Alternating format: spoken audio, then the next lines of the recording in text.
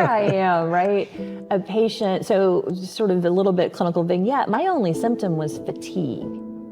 When I wandered into this near-death experience, that was it. And so I'm going to see the doctor, like about, that now my liver tests were terrible and I knew I was in big trouble.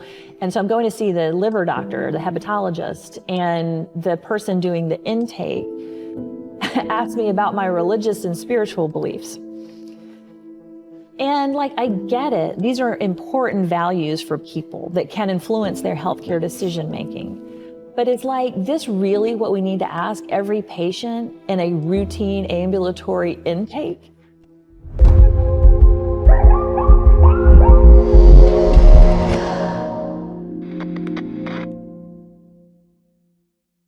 Welcome back to another episode of The Last Zebra here in San Francisco at the ATS International Conference. I'm your host, Ugo Ezema, and today I have the esteemed pleasure of talking with Dr. Dee Ford.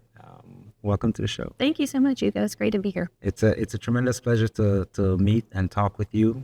This is an extension of the ATS storytelling series, and you just came from your event. Yep. And that was really heartwarming hearing your journey to who you are today.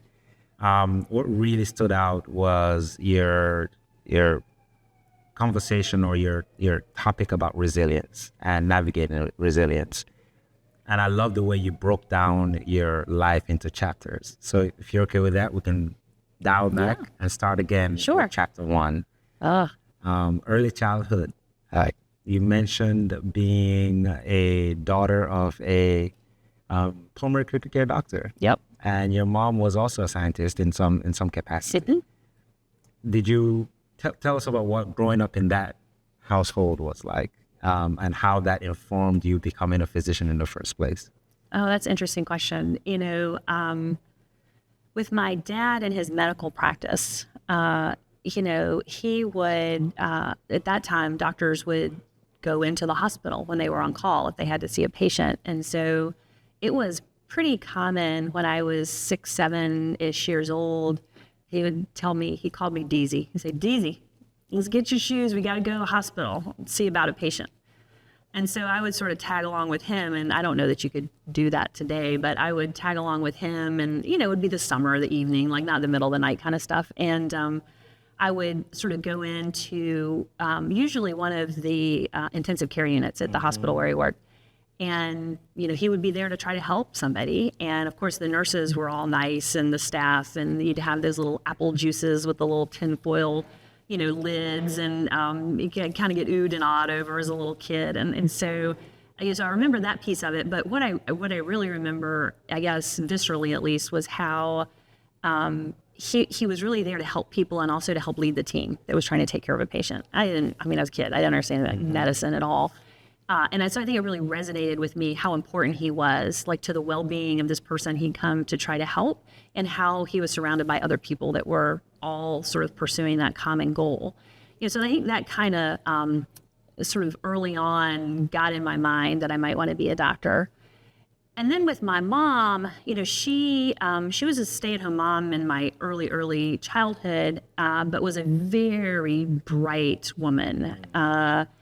And in fact, her parents had lived in Atlanta, and so she grew up in Georgia. Mm-hmm. And when she was finishing high school, the state of Georgia at that time gave 2 scholarships to 2 high school students to be able to attend a university in Georgia. Mm-hmm.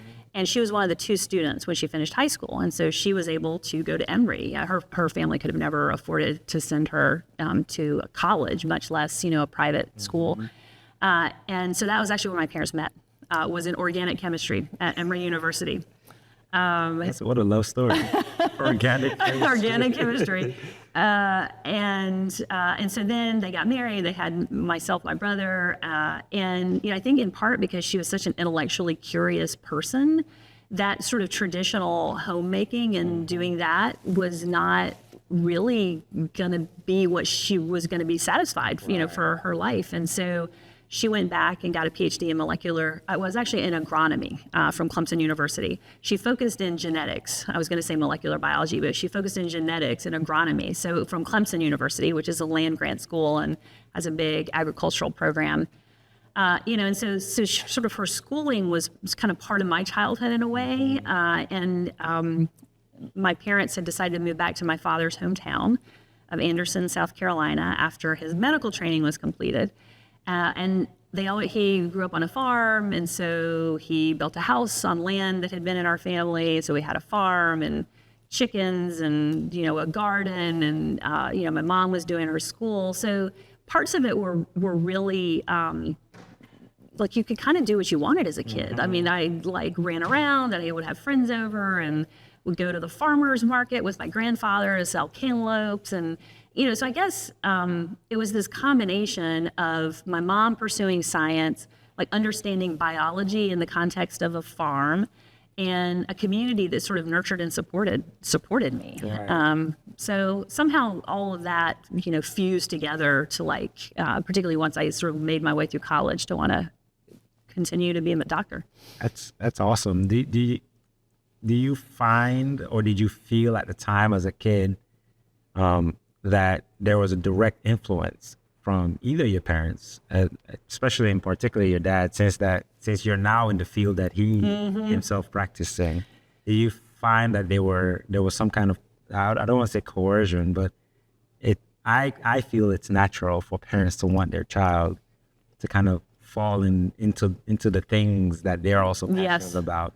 Do you feel like you had that kind of influence from your parents? No, yes and no. I think it was living by example that inspired me. And in specific to medical school, my father did counsel me that if you don't love this, you shouldn't do it.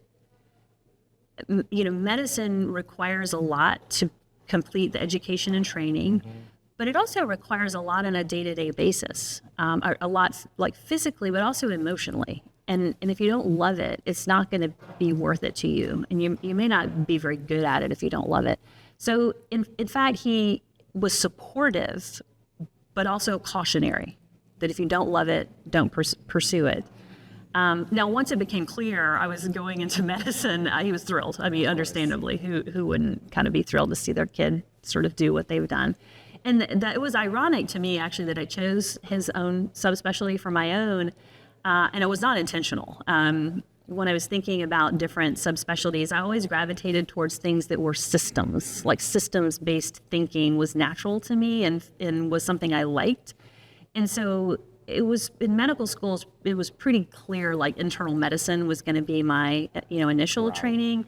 And I, even in medical school, thought it was either cardiology or pulmonary because of the system piece of it. And as I got into residency, what I, like many people in our specialty, realized is I liked the breadth that is available in pulmonary critical care that is just not available in cardiology. And so that was kind of it.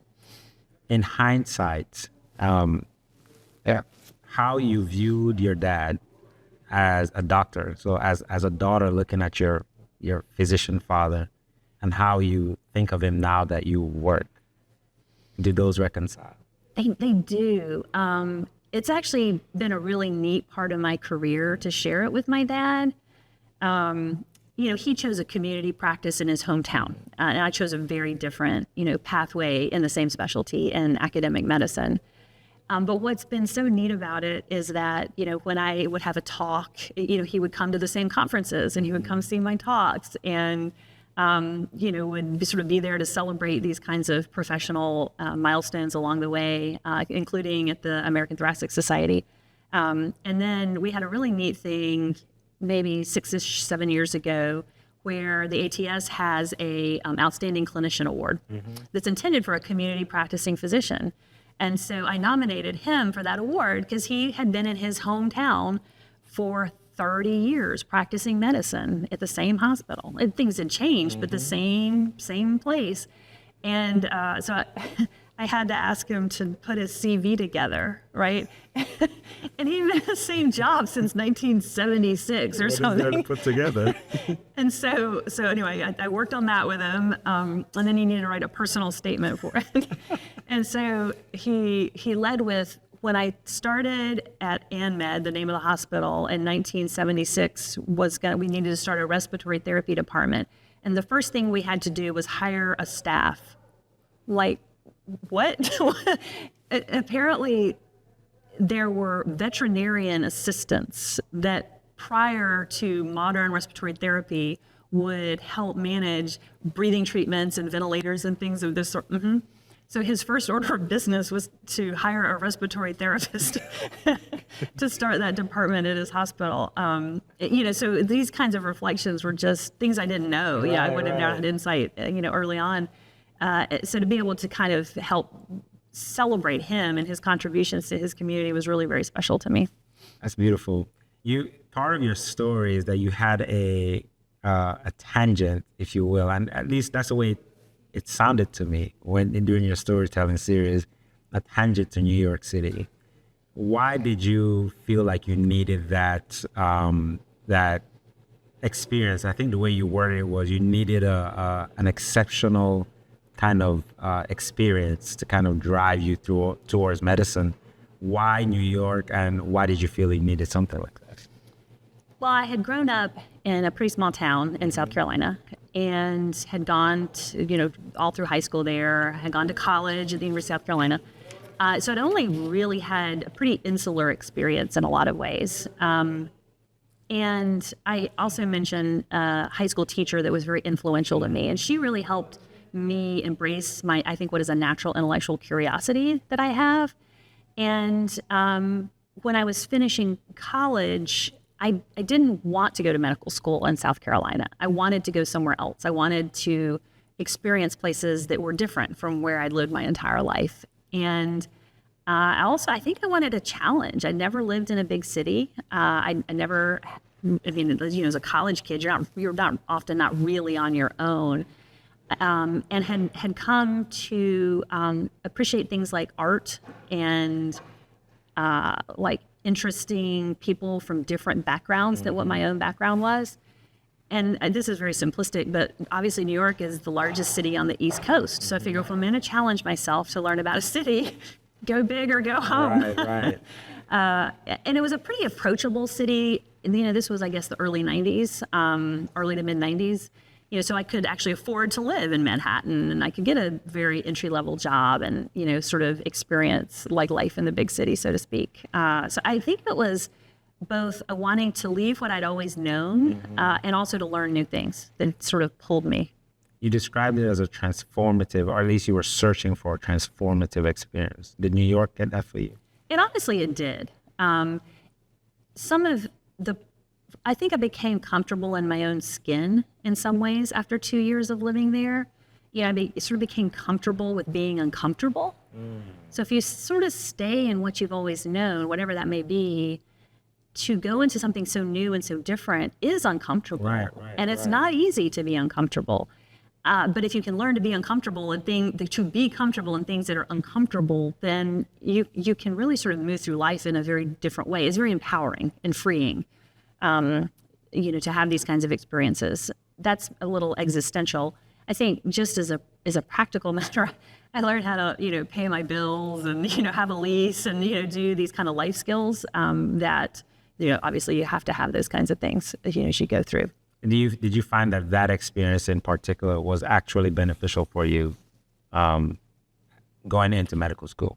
And what did you do while you were in New York? So I was, so yes, I think parts of it were beneficial to me going into medical school. I went there with the clear intent of having it be a short-term employment thing. I see. To live in a place that I had never, like we described, something so different than what I'd known.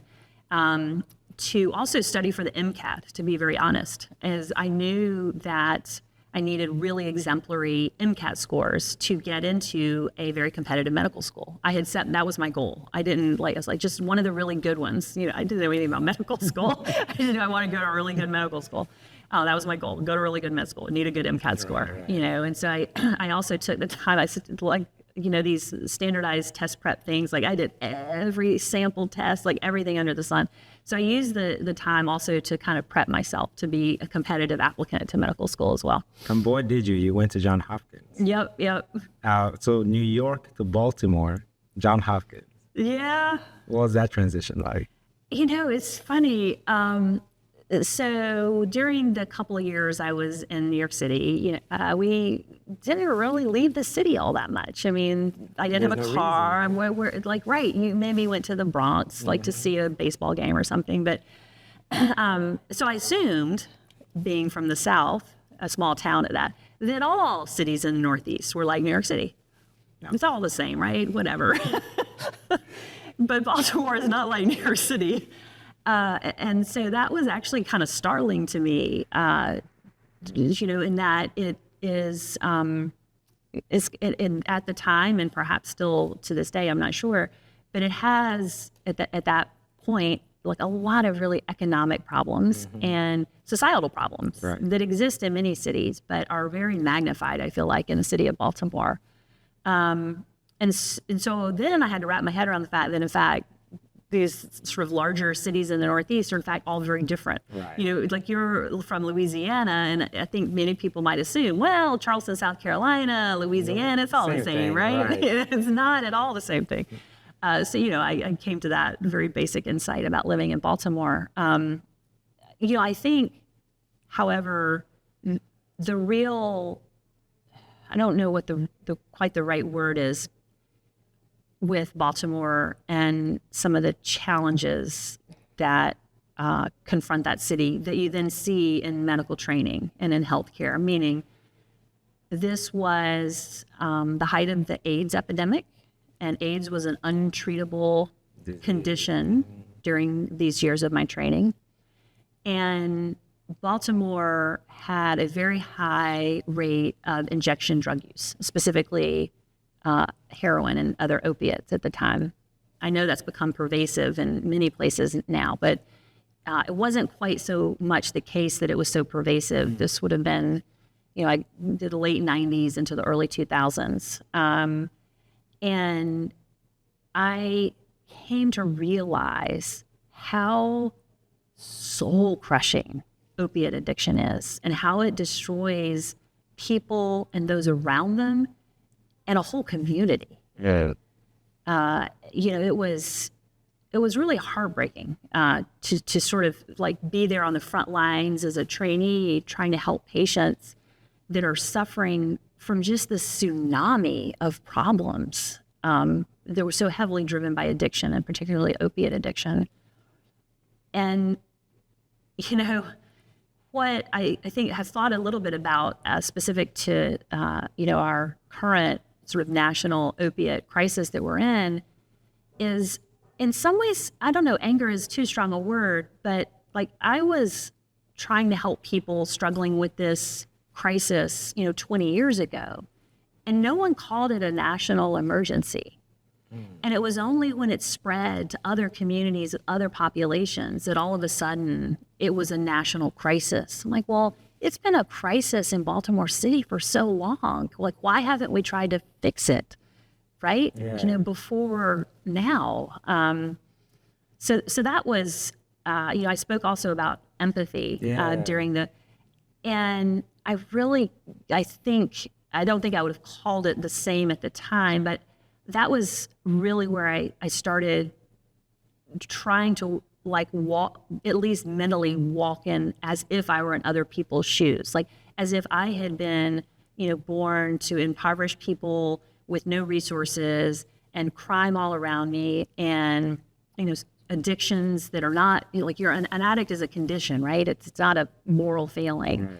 Right. And in practicing that empathy for the patients I was trying to take care of, it was humbling. I love that framing of addiction, that it's a condition and not a moral failing. And I think reframing the way we look at it that way, it leads back to empathy, because often the attachment to someone that is suffering with addiction is that it is their fault in a way, or almost exclusively their fault. And to kind of talk or to highlight the opioid epidemic, the way I've thought about it, it's like this invisible specter that only those, like once you see it, you can't unsee it. Yeah. And only those who have seen it can see it. I don't know if that makes sense. Totally makes sense. And And it puts a different kind of lens on how really it's not an individual problem, and the way it impacts families and communities is horrendous. Yeah. And it is reflective of kind of, at least in highlighting Baltimore in this case, you see how that has, changed the color of Baltimore, Yeah. if you will. Yeah. There's a quote that you mentioned about one of your influential, persons in your life when you were growing up. Mm-hmm. She might say, the quote is about if you use half of your brain. What's the quote? Yes, I had an English teacher who was also, I did debate in high school. And so she was my debate coach as well as my English teacher. And she told me that I have half a brain if I would ever just use it. Because I wanted to be like, a popular girl, not a smart girl, right? Like that, those were different people in my childhood.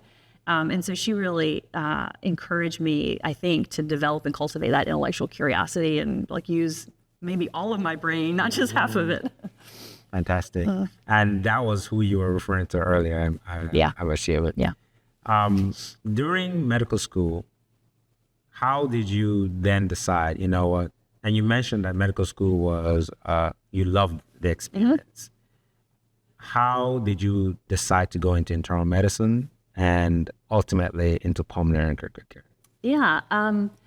Of course, in medical school, you rotate in all the different kind of clinical areas. And so I started with surgery because I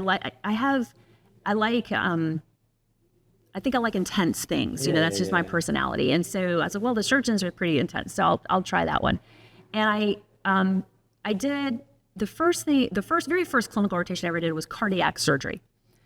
And the attending surgeons were wonderful. Like it was me and this one other medical student. And, they were like so eager to include us and and teach us. And but I didn't know anything about cardiac surgery or really anything whatsoever. They have a different language. The nomenclature was very foreign to me. But what I kind of liked about it is the patients were pretty sick. I liked actually the ICU part of cardiac surgery more so than the operating room. And then I did, I think, trauma surgery and maybe like plastic surgery or something. And so it was sort of an eclectic combination of things.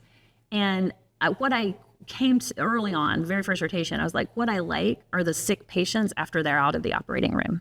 And sorry for any surgeons that are listening, I found the OR very boring. It was like cold, it was very tedious, and there's all this little fiddling around, and incredibly important. Like that's exactly what you need surgeons to want to do. That was not going to be for me. And then, you go through the other ones. I found pediatrics that well children were really boring and sick children were really, really sad. And so that wasn't going to work. And really internal medicine, has at Johns Hopkins especially such a strong camaraderie and like esprit de corps. And so as a student, that resonated with me. And they think about processes and they think about structures and like how things work and systems. And so that was a pretty easy yes to me to do internal medicine. And then, sort of going back to the subspecialty side of things, of course, in your internal medicine training, you get the exposure to a whole array of different subspecialties. And Johns Hopkins, it tends to be highly specialty driven, more so than generalist driven. Right. And going through the different like clinical areas as a trainee, I continued to really like the intensive care unit side and like, the sicker subgroups of patients. So that was kind of pulling me into the specialties, where they have more ill individuals that you take care of. And then when it came down between sort of pulmonary critical care and cardiology, what I loved about the pulmonary critical care attendings who were really role models to me was how deep their knowledge was of medicine and how comprehensive the care they could provide was. And cardiology felt very narrow, or much narrower, I should say, to me, that was less appealing in some ways than what pulmonary critical care was. And so that was clearly my choice. I have no question, was absolutely the right choices for me along the way. I find that the vast majority of people that go into pulmonary and critical care fall in love with ICU, and then the pulmonary affection comes after the fact. Yeah. Do you find that that's also how your relationship with pulmonary is? I love them both, although I have remained very grounded more in the critical care side of the specialty than the pulmonary medicine side. But I think, even so, the pulmonary training is still essential, like to do a good job in the critical care aspect of it. And the new therapeutic options we have for different pulmonary conditions is like incredibly inspiring to me. Even at this stage in my career, I'm sometimes wondering, well, maybe I should really focus, on cystic fibrosis or, things now that you can sort of have such different, health and wellness, outcomes for patients than what it was when I was in my own training, We can have tremendous, meaningful impact in pulmonary, especially. Yes. With your patients. And I agree with you, the therapeutics have become so impressive, and so beneficial. You mentioned the insight into leadership. And we as trainees, at least when we're in training, we get thrust into those roles, right? And it's not something you're even acutely aware of until you become an intern.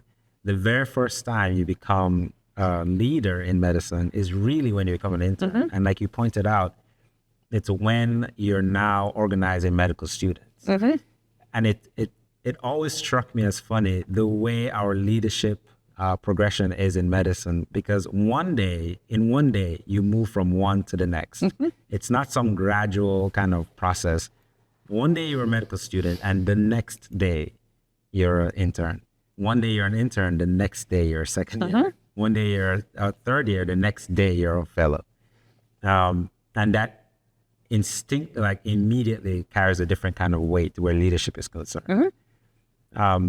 What did you glean from that experience, those transitions, and why was it at what was unique about your experience at Johns Hopkins that highlighted that insight into leadership? I think, wow, I learned a lot with these abrupt transitions, as you call them, because they really are.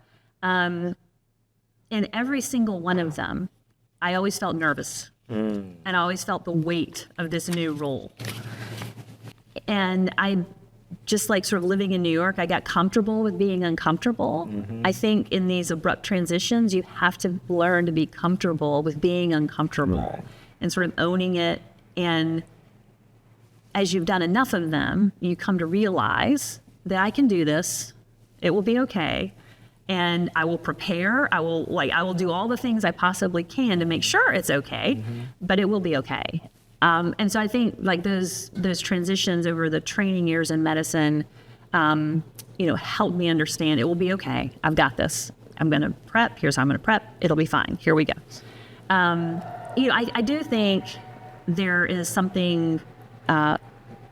I think many of us probably feel this way about our training programs. And I feel that Johns Hopkins internal medicine residency in particular has some very special qualities that drew me to it in the first place in terms of selecting it as a place to do additional training.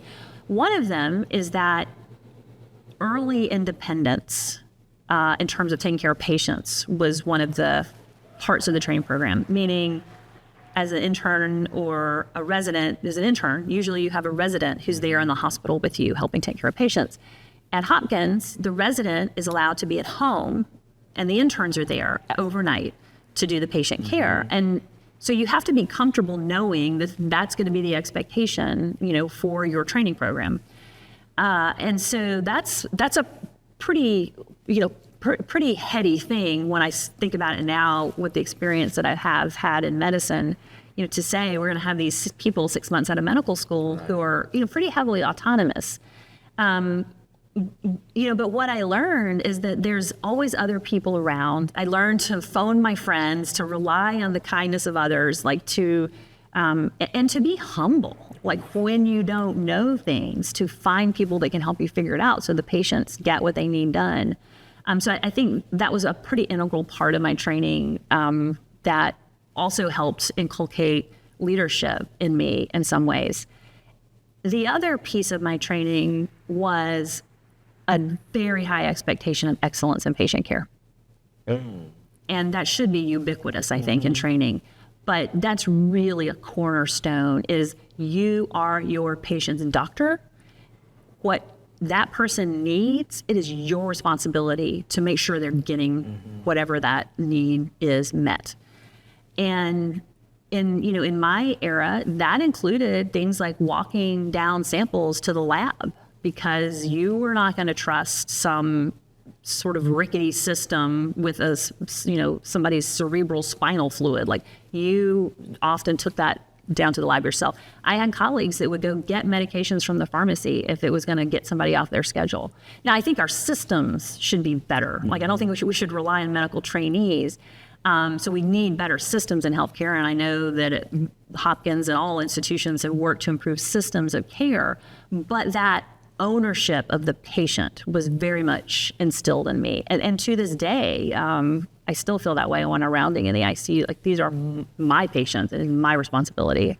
I love that. One of my cornerstones, at least what I strive to achieve, is do what's required. Period. So do what is required.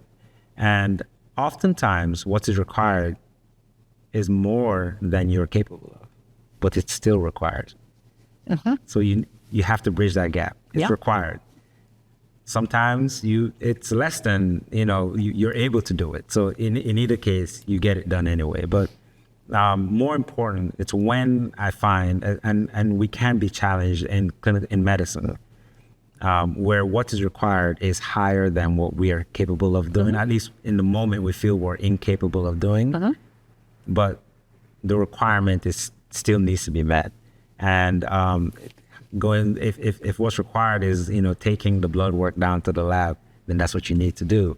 And I try to be mindful of that, because you can get a lot of roadblocks, a lot of that it can feel undue or unnecessary, but trying to be creative about navigating those roadblocks and taking care of the patient being paramount, of course. Yep. Pulmonary Critical Care Fellowship, MUSC, going back home with Ian. Yes, my husband. Yep. And if I remember correctly, you guys got married shortly before medical school. Before residency. Before residency. Yeah. How did you feel about, now you've gone from big city, so you went from small town, big city, medium city, and back to Charleston. Yeah. What was that next transition? It was interesting. So as I was graduating from medical school and getting ready to start my medicine residency at Johns Hopkins, my now fiance at the time, we were downtown Charleston, we're sort of planning our wedding, visiting his parents. He's like, well, after you're done with medicine, your residency, then what happens? He's not in healthcare, he knows none of this stuff. I said, well, then I'll probably do, some subspecialty training. And he said, oh, okay, well, we'll come back home for that. That's not how it works. I was like, I'm sorry, what? I said, I don't know that I ever want to go back to South Carolina. This is a wise man I married all those years ago, because what he said is, how about we talk about this later? 3 years later, right? Because we've got a minute here before we have to figure that piece out. So when I was looking at subspecialty training programs, I clearly loved my time at Johns Hopkins, and was very, loved everything about that institution and the work I had done there. So it was obviously on my short list of places I would be interested in continuing to stay. But he encouraged me. He said, I would like for you to look at MUSC. I think you will like Charleston. It's different than where you grew up. Please just give it a chance. Just give it a chance. It's like, okay. So I went and looked at the training program and was pretty impressed with the quality of the expertise there, the work that had been done by some of the senior faculty there, by their division chief that then was also my training program director. The quality of the clinical education, and I was like, yeah, and their commitment to helping really cultivate their fellows to be able to do whatever it is the fellows ended up wanting to do. So I really felt like it could be the right place for me to pursue my professional aspirations, while also, having an opportunity to be closer to our families. We're close to both his family and my own family, who to this day still live in South Carolina. And it had gotten tiring, always flying home. And it had just, gotten to be a point where we thought it'd be nice to be just sort of closer to where we are. And he did promise me I would be happy living in Charleston, South Carolina. He was absolutely right. It turned out to be the perfect fit for us and, for now, for our family that we raised there. I don't think you'd have to get me out of there with a jackhammer. I'm so embedded. Yeah.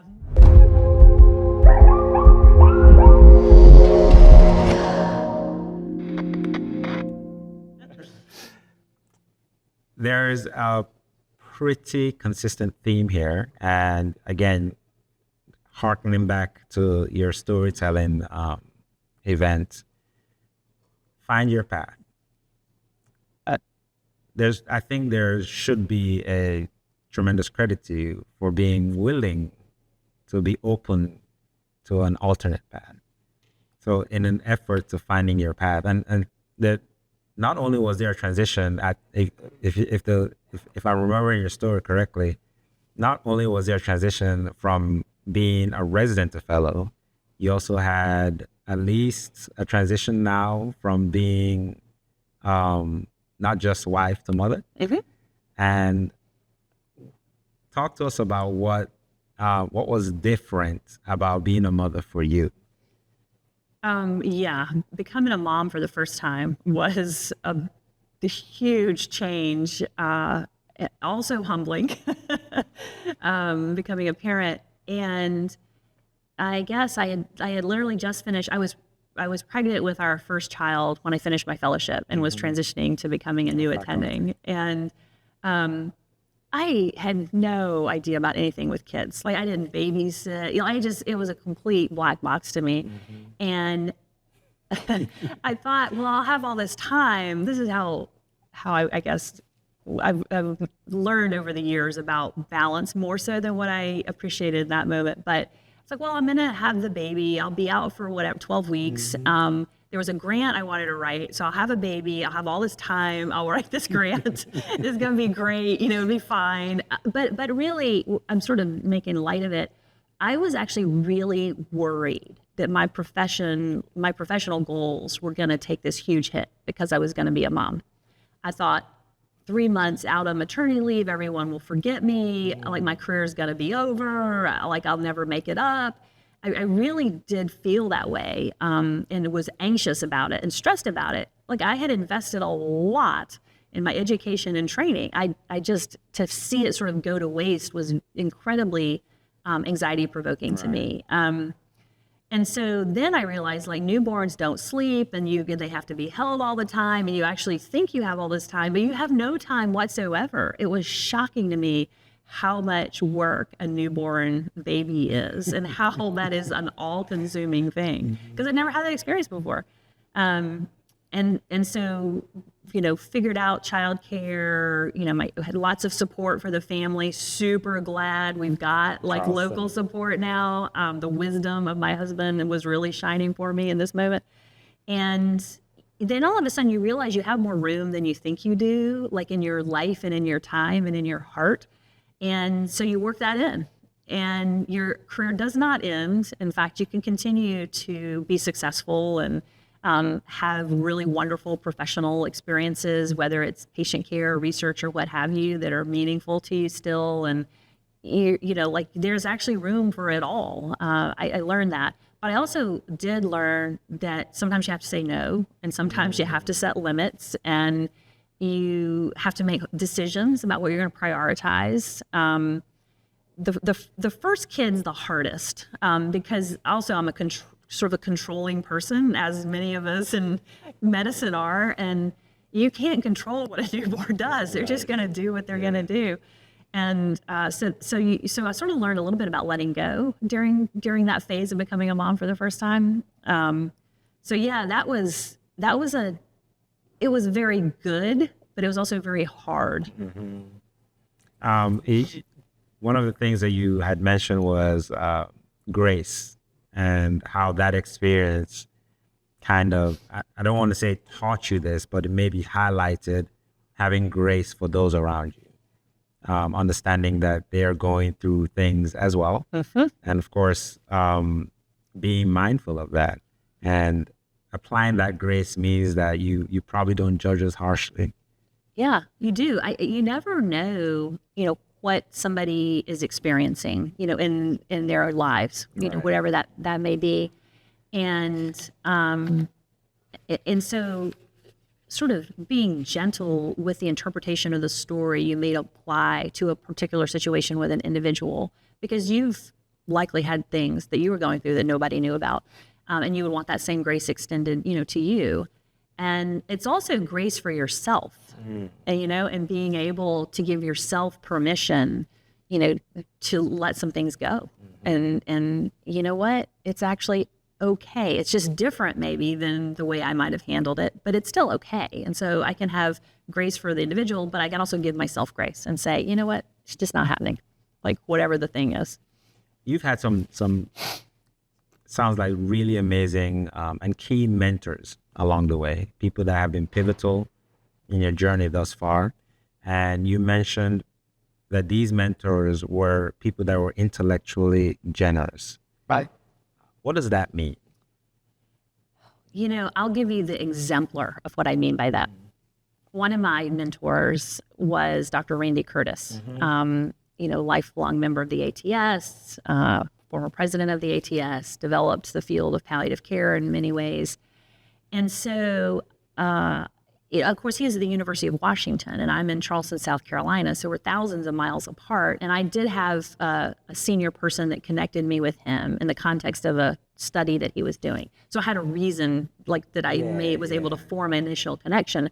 But what I quickly cultivated with him was every meeting, I would always try to find a way to spend time with him. Breakfast, coffee, lunch, whatever he could do that, I would try to avail myself of. And he was generous. And so he accommodated that, especially early in my career.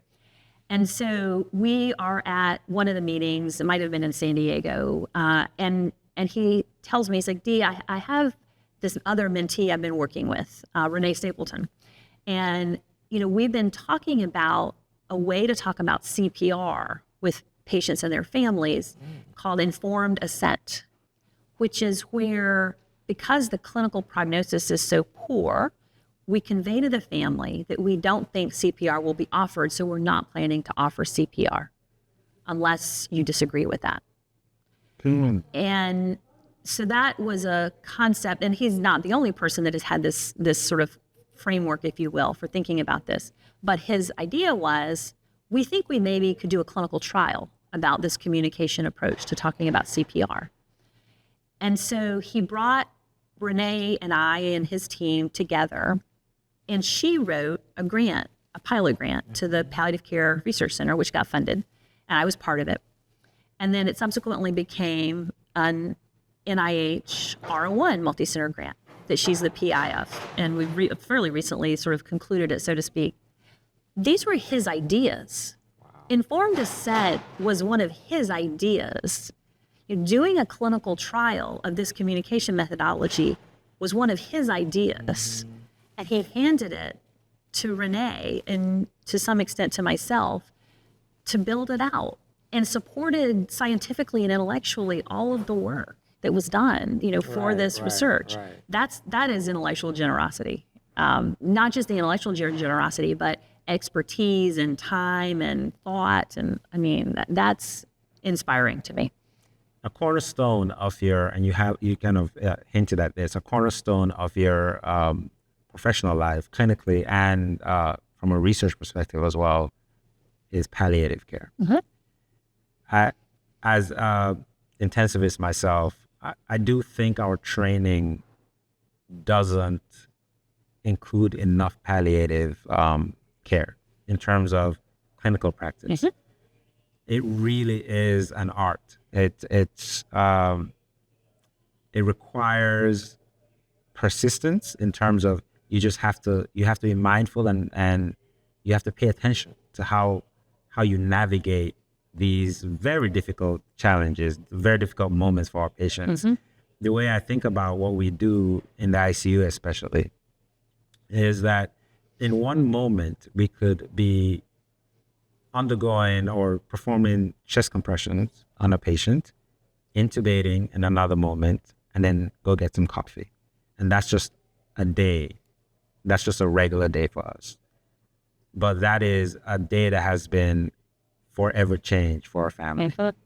And so honing in on that, what that really means, what this moment means for this family, going back to empathy and empathizing with what they are going through. I guess I find that it's probably easier to have that conversation if you understand that. How did you come to palliative care as something that you are passionate about? Yeah, it was,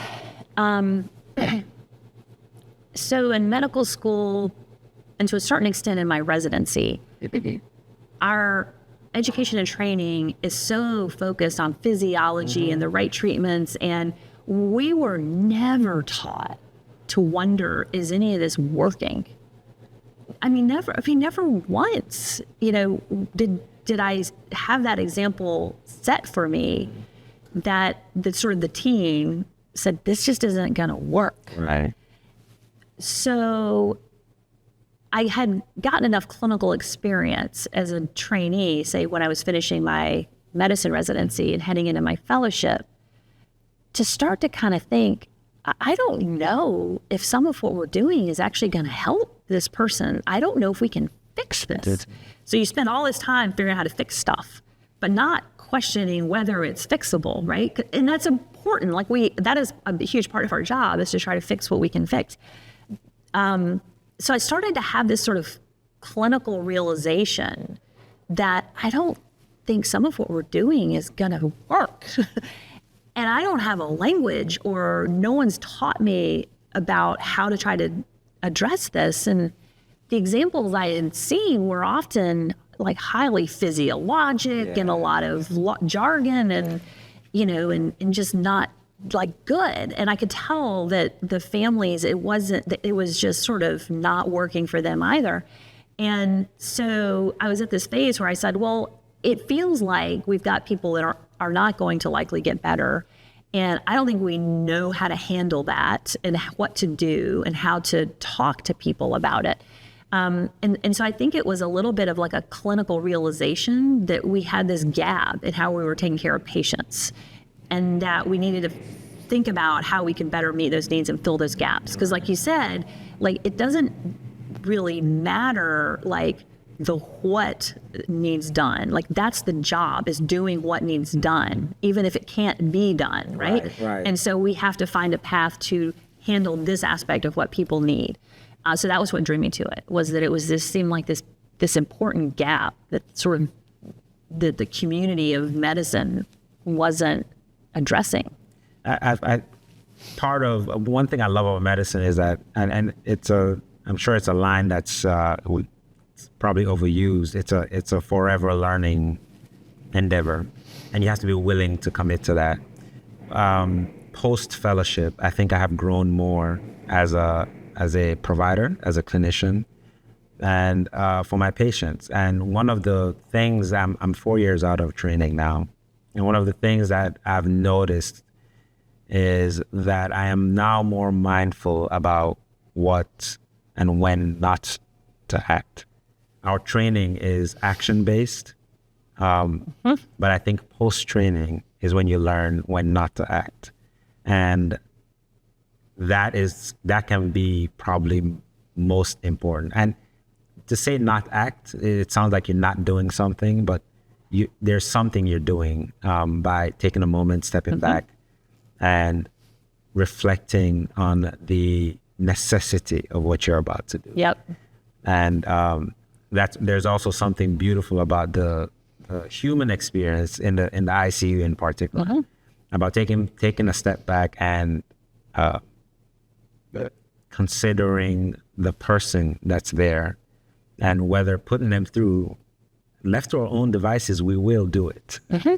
and putting them through that, is it something that you would otherwise do if you knew it wasn't going to lead to any significant change? I think one of the hardest things in medicine actually is to not do stuff. Oh man. The expression is like, don't just do something, stand there. It's hard to just stand there and just give it a minute. Yeah. Just that, especially with, decades of experience now, like you just said, the things we don't do are often like so much more important than what we do. It's easier to just do a thing than to not do something. The phrase I'll use sometimes, with our trainees when I'm the ICU attending is I call it the tincture of time. I love it. We just need the tincture of time. That's my clip. Time will tell all things. It is my favorite phrase in the ICU. Just give it a moment. Just tincture of time. Just give it a moment. He or she will let us know what we need to do. Just give it a moment. I love it. I absolutely love it. A tincture of time can also be therapeutic.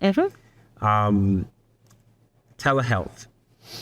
We spoke briefly on our way here about how it's, I think primarily for me it's a good, easy way, and easy is, I'm probably overusing that, but to address health disparities.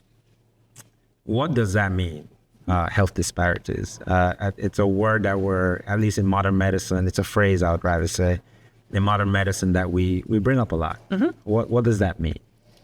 Yeah, I think for me, this was a little bit kind of the realization that pulled me into the palliative care space, was what I observed clinically as a junior attending at MUSC, was that, we're a state institution and a large referral center for South Carolina. So it's very common we bring in patients from other areas and other parts of the state.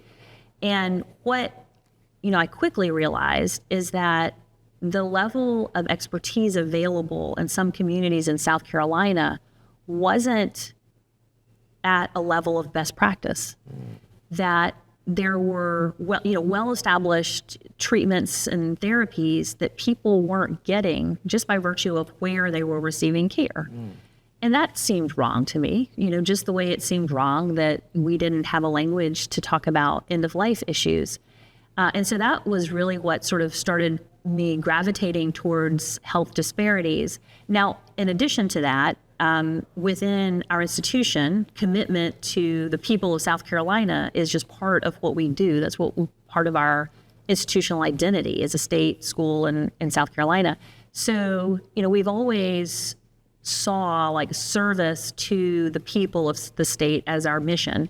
And that really includes all of the communities of South Carolina. And so the leadership at the time saw telehealth as one possible way we could potentially bring more expertise for different conditions into communities that weren't going to likely have it locally.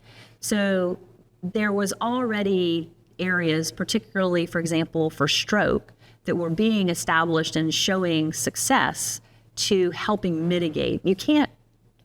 Arguably, you can't fix disparities, but you can mitigate them. And so we were doing programs and offering things through telehealth that were clearly helping mitigate health disparities. And so I wanted to be able to be part of that, because it sort of goes back to how do we help make things better, for people. And so in the critical care space, of course, we have a shortage of intensivists. The sort of critical care sort of best practice of having dedicated specialized units is harder to achieve in a smaller community hospital that doesn't have economy of scale. And so I started some nascent efforts in the critical care space. I would say concurrently with my own interest in area of focus, other groups were like exploring this as well. So for example, pediatrics for school-based telehealth services, in particular with an emphasis on asthma, was being established in rural and poor and underserved schools as a way to get kids treatment and keep them, from having to leave school just for therapy. And so it's sort of like something that was starting to resonate with me was also resonating with other departments and areas. And there was recognition by our state legislature that there were these sort of grassroots efforts going on that looked like they could be beneficial to the people of South Carolina. And so the legislature approached our university leadership to say, if we were to fund you to help accelerate telehealth programming for the state of South Carolina, what can you do? And I was an assistant professor. I had just gotten this NIH grant that honestly, the project itself, it was for critical care outreach using telehealth. And that sort of model that I was using ended up not probably being the right one for critical care, but it got me on the radar of the senior leadership of the institution. And so he turned to the group of us who were doing some of these more grassroots type of telehealth activities and told us that he needed an executive summary and a budget. I didn't even know what an executive summary was, to present it to the legislature. And so I was sort of part of this team that put together a compelling set of programs, if you will, that then got funded, and then we had to go build them. So we had, successes along the way collectively in different areas and creating programming and services for people of South Carolina. And then pursued other grant and research opportunities to kind of study some of what we've been doing. And so there was really sort of a snowball effect, I guess is how I describe it. But it all started with how can we better take care of people? And maybe telehealth can be one way we try to do that. I certainly believe in that. And I expressed as much to you. I think especially with the progress of modern medicine, telehealth has to be a core component of how we address those health disparities and reaching out to communities that otherwise can't really afford, whether by time or by finance, to come to clinic or to come to the hospital for any sort of evaluation. And I think it's something that we really need to, as a medical community, embrace and work on making that be better and better. 100%. A core part of your story, of course, is your journey with fulminant liver failure and leading to your liver transplant. It's, as you were telling it during the storytelling series, I couldn't help but be amazed, really.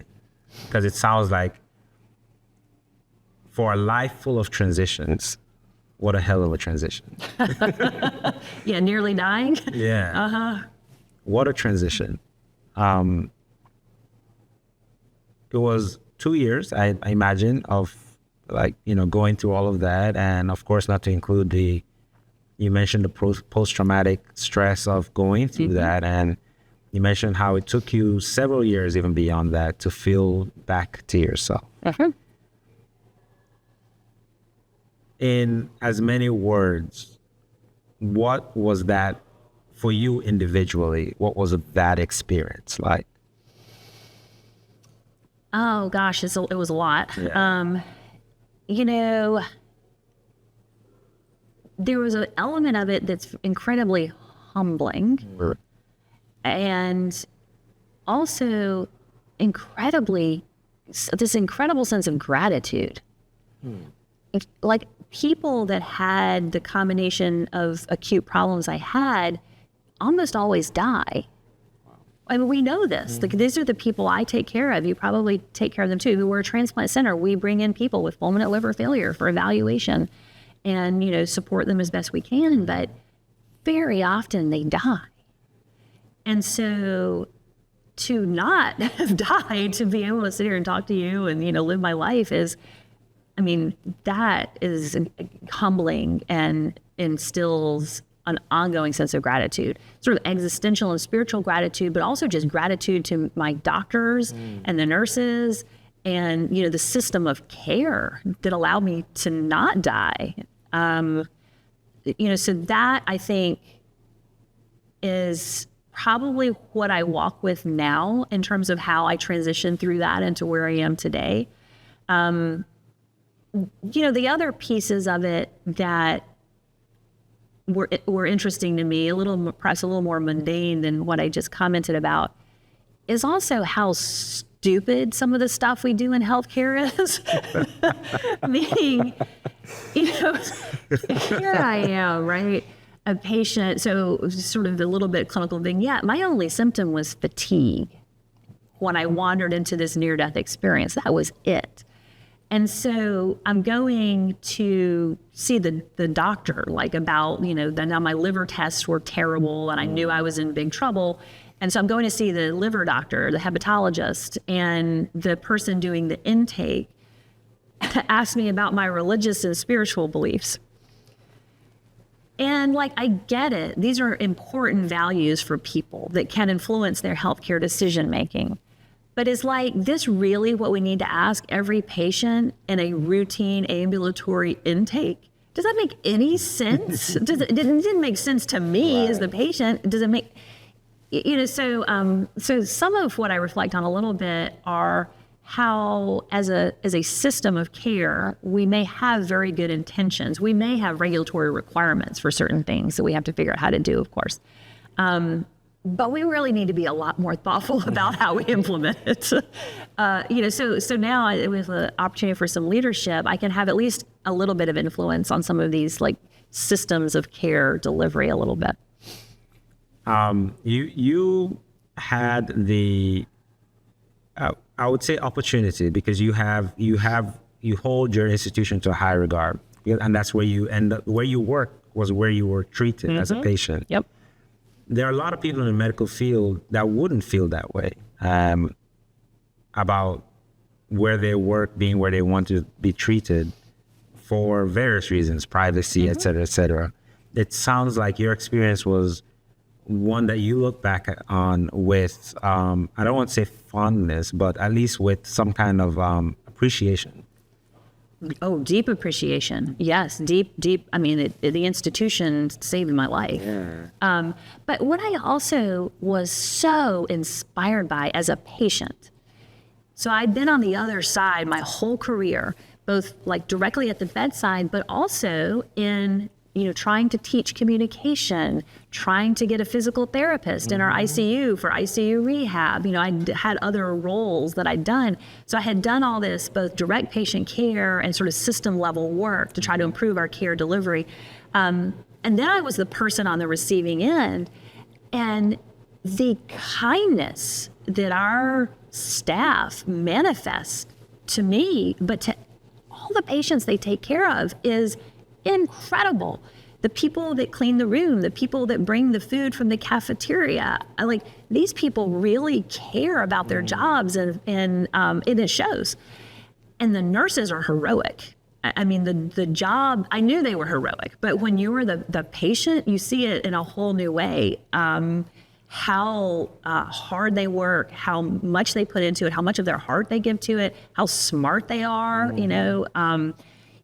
So I was just so inspired by my institution and the way they treated me clinically and as a person, the way they treated my family, and in the outcomes that we were able to receive.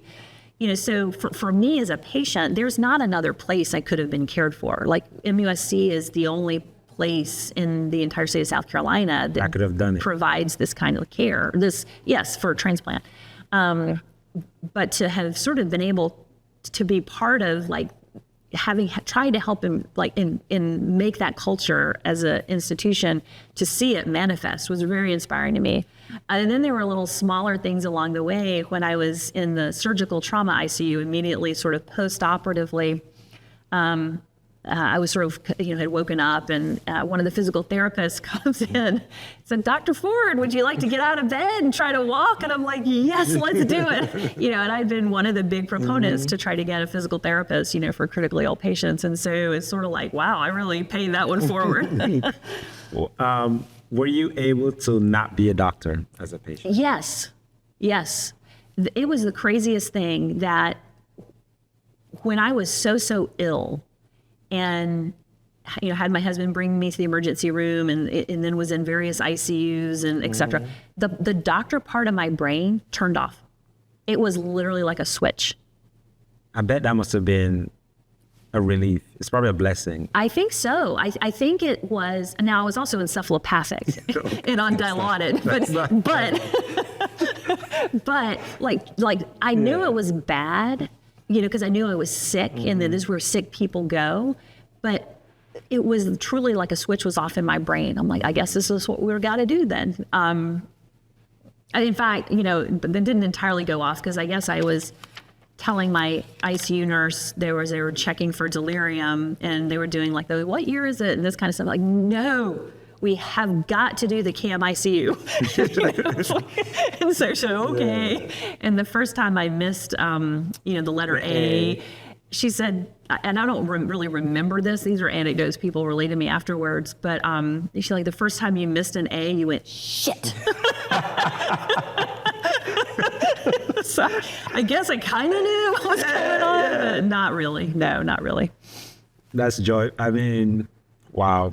Do you, because you're working there now, and you mentioned that seeing someone as a patient now, or at least in the earlier stages of your recovery, seeing a patient with fulminant liver failure brought something back,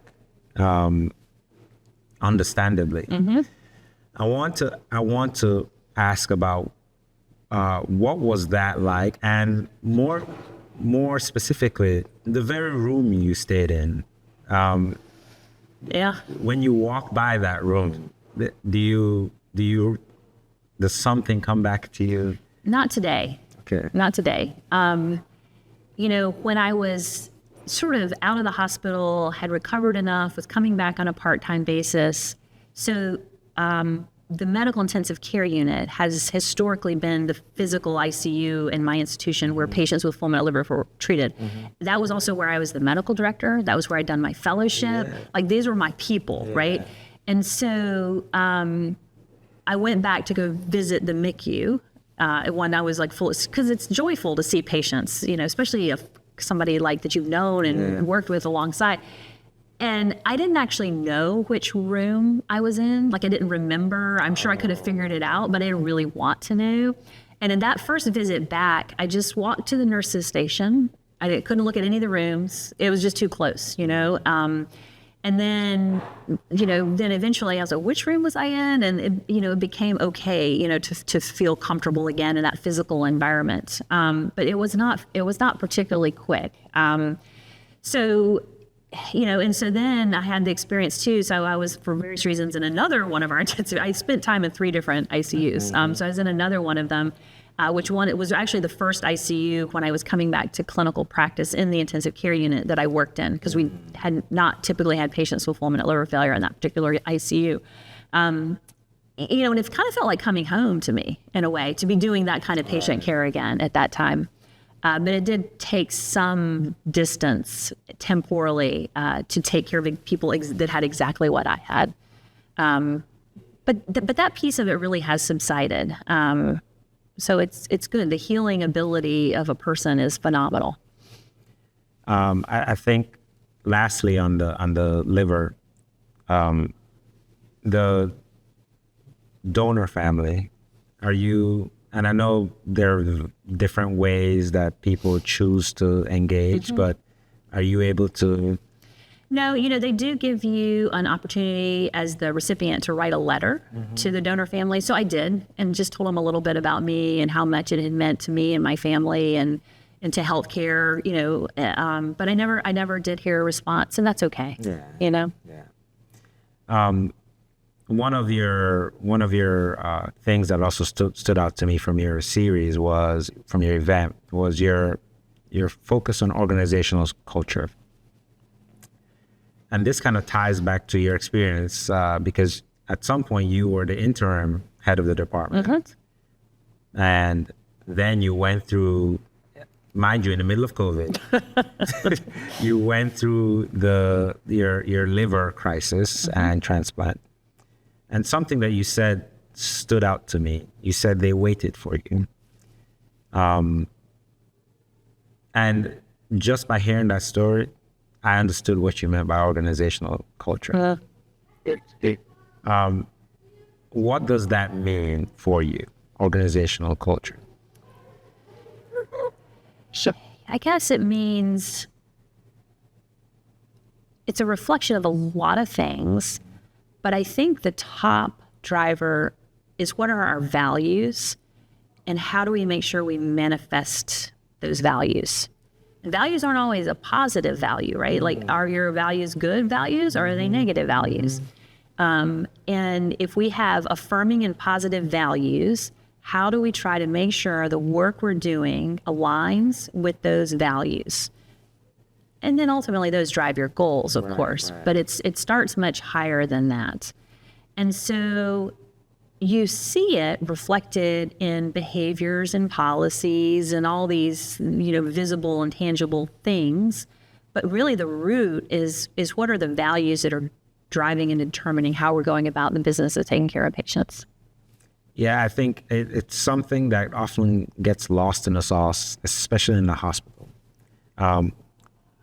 especially in academia too, right? Because it's so important and leadership matters. And this is where leaders that set the tone for what the culture is going to be is so important. You mentioned that one of your mentors mentioned his line is organizational culture is everything.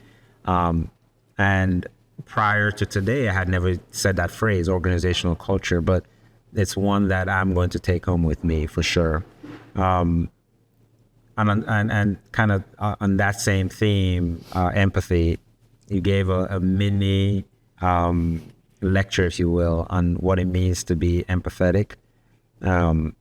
Difference between behavioral and what's the other one? Cognitive empathy, and the differences between those two, as I understood it, and you can correct me. Behavioral is very superficial, important, but above the surface. And cognitive is a lot deeper, and it's not a feeling.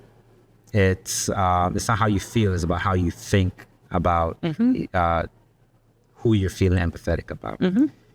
Practically, what does that mean? Yeah, I think, so the kind of challenge I put forth in the sort of little session that we had was, because if you internalize it as being a cognitive process, not a feeling process, you begin to distance yourself from perhaps just reacting emotionally, because it's a thinking process, not an emotional thing.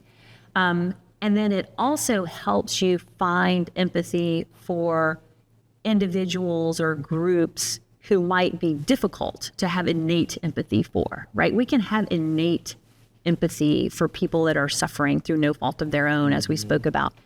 But what about like challenging people that intentionally make decisions that are harmful to themselves and perhaps others?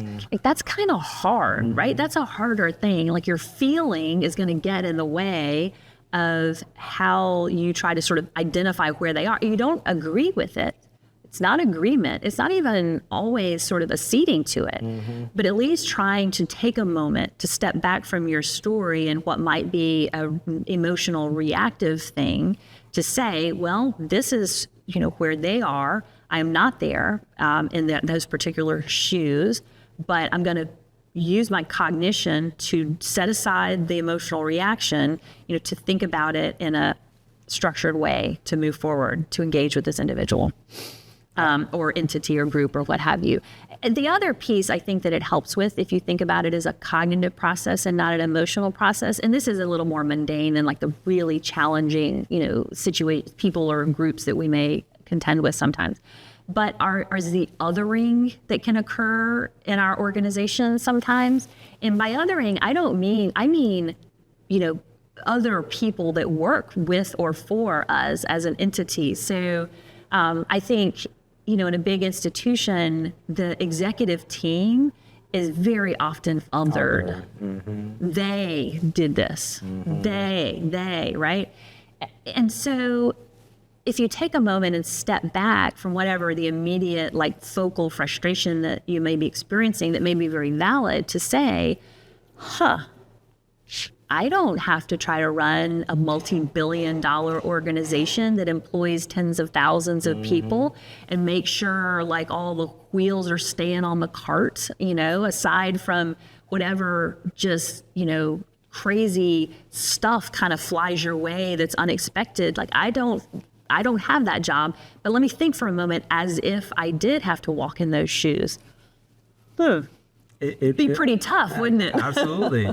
And it will probably give you some context, and it might even allow you to organize and prioritize things the way that they would. And it would help you understand their decision making. I love it as a logical framework of, I love removing the emotion from it and thinking of it from a more practical and realistic perspective. What do you do for fun? For fun, well, let's see. I love to exercise. Now, I'm not athletic. I'm very clumsy. I'm not fast, but I've really, come to love yoga. I've got, I did before the pandemic, indoor cycling was like with the sort of this jazz, the rock and all that kind of stuff. Now I have a Peloton, which is a lot more calm. So I love to exercise. It's sort of like my mind can just sort of drift. I can sort of, find my flow, as we call it. And I can solve a lot of problems, actually, just sort of sitting there, letting things just kind of like wash over me. So that's a big thing that I do for fun and for relaxation. I also love food and cooking. So I'm a big foodie, especially in a town like San Francisco where there's so many great restaurants. And Charleston is also well known for its food scene. So that's something I really enjoy. And then I don't do this all the time, but I like having social gatherings, friends and family, community. Host? Oh, I host a lot of different things. Yeah. Thanksgiving is often one of my favorite holidays to host. And so we have a decent sized extended family I have some siblings, and now they, so easily 20 plus people for Thanksgiving that we'll host. And so I enjoy those kinds of things. As a self-proclaimed builder, you love to build. In 10 years' time, what have you built? Well, the most recent thing I've been building is a large, successful pulmonary critical care division. So when I became the division director at MUSC, we had really notable strengths, but we had what I call N of one programs. One person, we got the sarcoid guy. Well, we need more than one, right? And so we added depth to a lot of our existing, clinical areas of expertise. And then we've expanded and added whole new things, which has been really exciting. So we've really accelerated our emphasis on sleep medicine and building sort of the sleep network for the entire state of South Carolina. We're still in early days of making all of this happen, but bringing in other people that can help lead successfully and grow, access and care in sleep medicine has been a very recent thing. We have also expanded our training programs quite a lot. So we added and have hired people and recruited leaders to build interventional pulmonary as its own sort of thing, including now our first interventional pulmonary fellow will be starting in July. So I've built my own work and my own programs with my teams that I selected. And now what's been so gratifying is really more the last 5 years than the last 10 years. But the last 5 years is to now hire other people who can lead and build their programs and to make sure they have what they need to help that be successful. And so, I'm pretty proud of how we've been able to do that within our division, because ultimately it's about how do we do more good for more people. And so it's great to do that as an individual with the individual work you do, but then to have an opportunity to help other people do the same thing. It's like a magnifying effect, How would you, with everything you've been through, and what a story it is, if you were to be asked to introduce yourself, how would you introduce yourself? When I meet a stranger and they ask what I do, I tell them I'm a doctor. Bye. Dr. Dee Ford. It was a tremendous pleasure. Oh, thank you. Likewise. Thank you so much. Yeah, I appreciate it. Appreciate the opportunity. Absolutely.